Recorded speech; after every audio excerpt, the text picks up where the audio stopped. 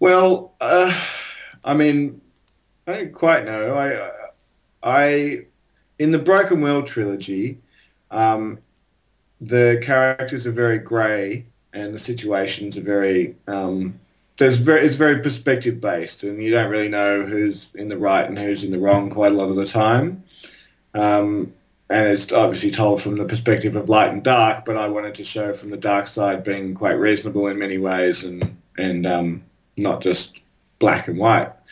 So with the next ones, I was sort of determined for the good guys to really be good and the bad guys to really be bad, in a very sort of uh, indisputable way. So I guess the motivation behind them is that you really like the good guys, and well, not that you hate the bad guys, but you probably hate the rapist, maybe. But I quite like the torturer, because he's quite a happy person. But certainly, it's not in dispute that he is a horrible asshole. And yeah, so I guess that's what I wanted to achieve with them. And yet they're acquiring new powers that are affecting their personalities throughout the story.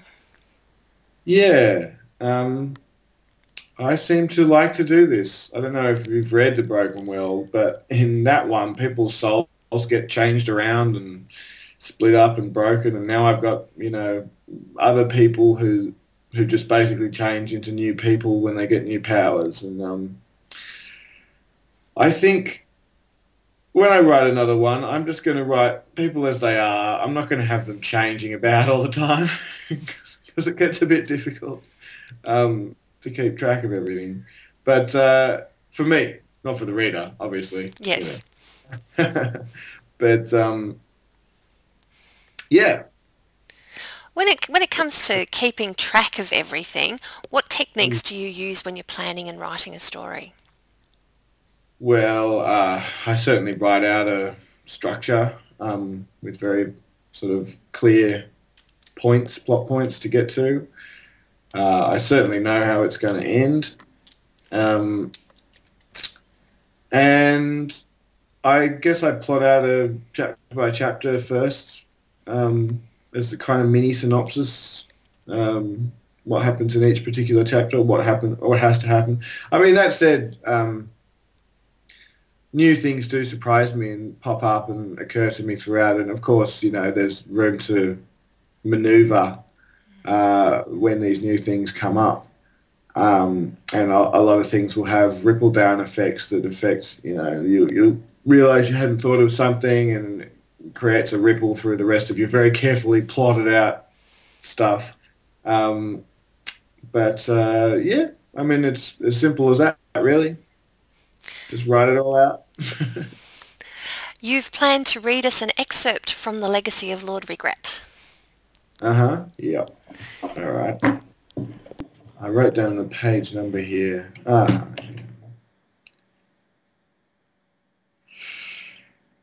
All right. Um, well, this is the two of the main characters, Rostigan and his girlfriend Tazi, who's a minstrel. She's a sexy minstrel. Um, and Rostigan is outside a tavern listening to her tell a story about the mythology of the wardens. I'll just go. Night soon swallowed the bruises in the sky. Oh, that's a whole other bit. Don't worry about that. Out of context, that doesn't make any sense. Inside the tavern, Tazi began speaking, and all else fell to a hush. Although her purpose these days was to do more than simply entertain, she still gave a good performance, twisting words and adopting voices, bouncing about taking on characters. Sitting alone in the dark, Rostigan listened with half an ear. He didn't really want to, yet he found her words infiltrating his calm. Eventually, he turned to look through the window behind him. Tazi was in her usual place before the fire, adeptly commanding the room's attention and speaking with great gravitas. In the deep place, Rostigan knew she rivaled the minstrels of the greatest kings. Before he fought regret, Seleucus looked like any man, Tazi said, but afterwards, of all the wardens, His appearance was the most changed. The threads that came to him from regret were akin to those the mad lord had used to create his monsters. Seleucus became like a monster himself, with hard scales for skin, sharp teeth, and stone feathers for hair. Rah! She lunged at a child on the floor who squealed with delight.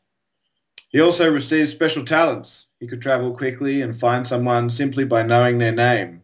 What's your name, sir? The fellow she had singled out shifted uncomfortably in his seat. Tavern, he said. Well, imagine, good Tavern, if somehow you earned yourself note in Seleucus's eyes, maybe he would come get you himself, or maybe he would simply speak your name to a blade and release it.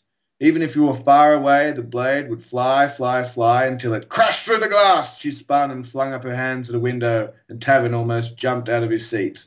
And deep into your breast. People chuckled at Tavern's fright, and he blushed. Well, he mumbled, see how you like it if someone says that to you. Seleucus, continued Tarsi, could kill anyone in the world, and he didn't even need to be there. Not his fellow wardens, of course, or no doubt he would have sent knives to Yelena, Braston, and Mergen. Instead, he acted as the messenger between the others and delighted in joining their destruction. When Carrick attacked Golra, the city's king chose not to ride out with his army, but instead cowered in his throne room. Seleucus spoke his name to an axe and sent it over the castle walls, through a balcony door, down a hall, up some winding stairs, and then she smacked her hands together. It burst through the throne room and spun towards the king. They say it struck him with a force that slid his throne to the wall, smashing seat and ribs with equal ease. There came a sigh from the seat beside Rostigan. He froze, hairs prickling along his arms. No one could have taken that position without him noticing. Slowly he turned as Tarsi's words still reached his ears. Eventually it was Yelena who found Seleucus in the wilds of Dapplewood near the village that had been his childhood home. Little is known of that meeting. When Yelena returned from it, she claimed she had blessed Seleucus and that she had killed him. In the shadows by Rostigan, barely reached by the flickering light from inside, a figure reclined as if he had been there for hours. Scaly arms lay along the armrests, his tail idly flicking the floorboards between his legs. He smiled at Rostigan, fangs gleaming behind the dark lips that framed them, and he tilted his head towards Tarsi inside. She's a pretty one, said Seleucus. What's her name? There we go. Thank you. So, can you give us a tour of your writing space there?